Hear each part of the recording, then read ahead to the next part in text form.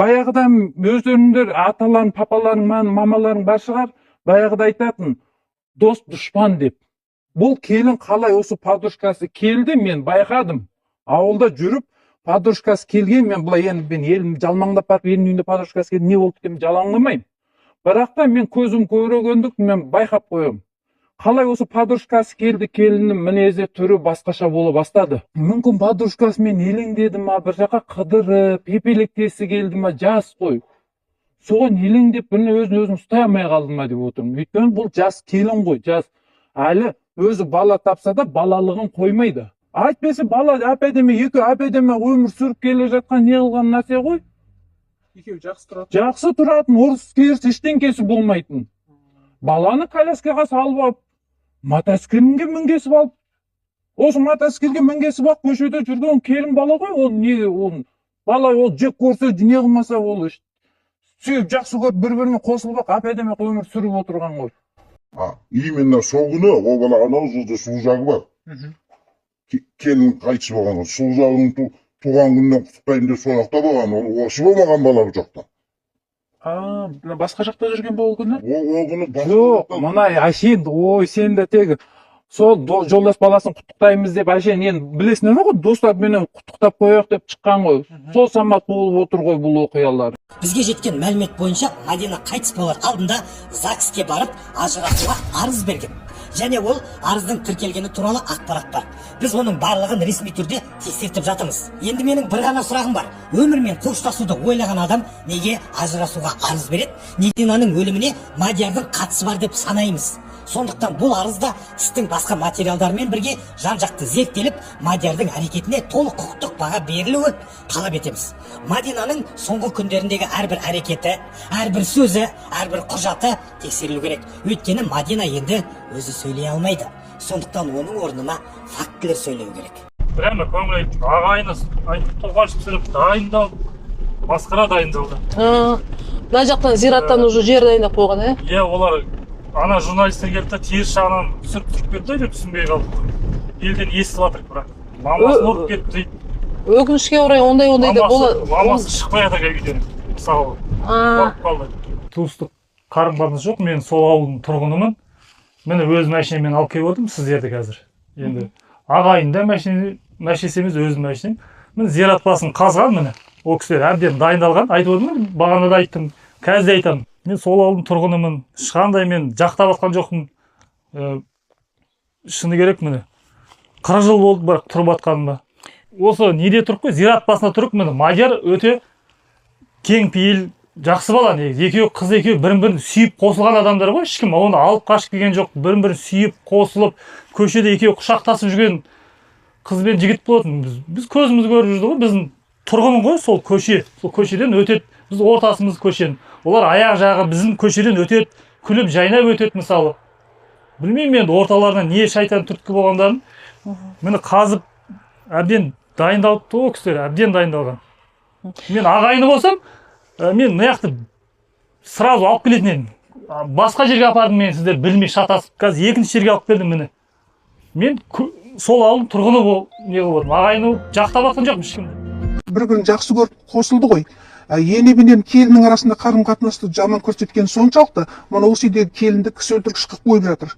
Жастарға, кейінгі жастарға үлгі болмас екен деймін. Мына титтей нәрсе үшін барып өзінің өмірін қиып жатқан ол жақсы емес. Бір кішкентай ұрыс үшін адам өзінің өмірін қиып жіберу деген ол өте қиын жағдай. Қандай себеп болады ол? Қандай себеп болады? Мүмкін ол баланың психикасында бір ауытқу болды ма? Құрметті қазақ елі, Әсем ханым, яғни көршілер болып тұр Мадиналардың. Мадинада психикалық ауытқуы болуы мүмкін дейді. Психикалық ауытқуы болатын болса, психдиспансер ғана қағаз бере алады. Ал енді Мадинаның енесін халық адам өлтіргіш деп жатыр дейді. Ене мен келіннің ортасына түсіп жатыр деген әңгімені айтып отыр. Иә, ол адам өлтіргіш, Әсем ханым, ренжімеңіз.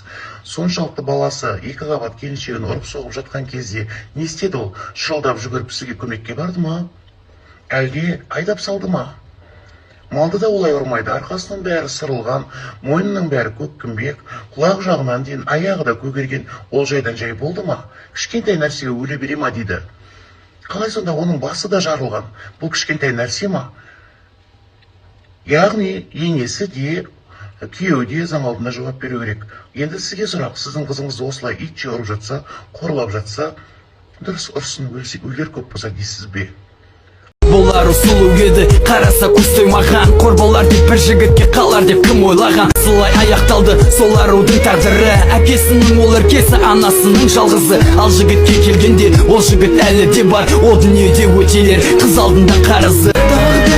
Тағдырым қиналды ғой менің де, аяғы өміріміз әкелді ғой өлімге.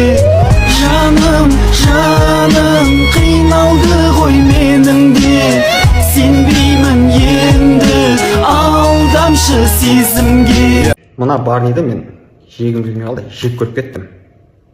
Қазақ қызының құны бар ғой, осы 150-200 теңге тұрғанша Барни. Сонымен бірдей болып қалды ғой. Мәселе Барниде емес, ситуацияға қарасаң қазіргі уақытта 19 жасар жас келіншектің өлімі жайлы. Негізі мәселе мынада болып тұр.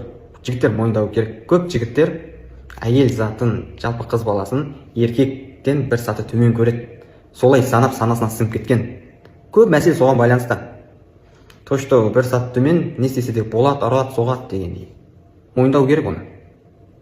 Қараңыз, ол келіншек негізі сіз алып жатқан жан жарың, ол сенің аманатың. Аманат деген ол екінші сортта тұрмайды. Негізі андай стереотипті алып тастау керек. Екінші бір сат төмен деген, ондай емес, өзімен қатар көру керек.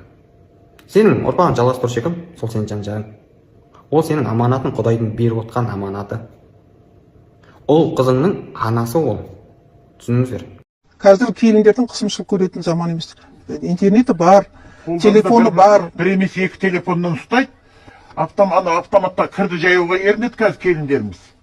Енді жалғыз дейді, отырғызу керек дегенде, сол адам көзге көрінді, шіркін-ай, мені ұрып өлтірер едім деп отырмыз бәріміз. Мен айтам, мен жазғанды білмейді деген айтпаса, сол адаммен бірге бір шығар едім деп.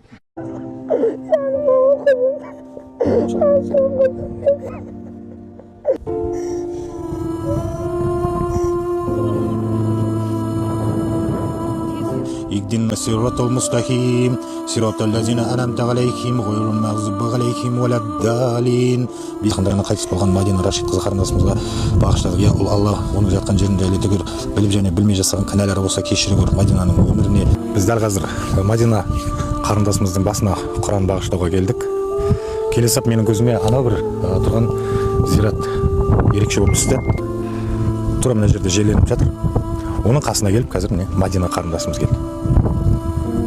Бұл белгі деп ойлаймын, бізге деген сенімнің, бізге деген Алланың берген белгісі деп ойлаймын. Сондықтан біз бұл істі соңына дейін апарып, Мадинаның өліміне кінәлі адамдардың бәрін қаматпай қоймаймыз. Открываем. Офигеть просто. Класс.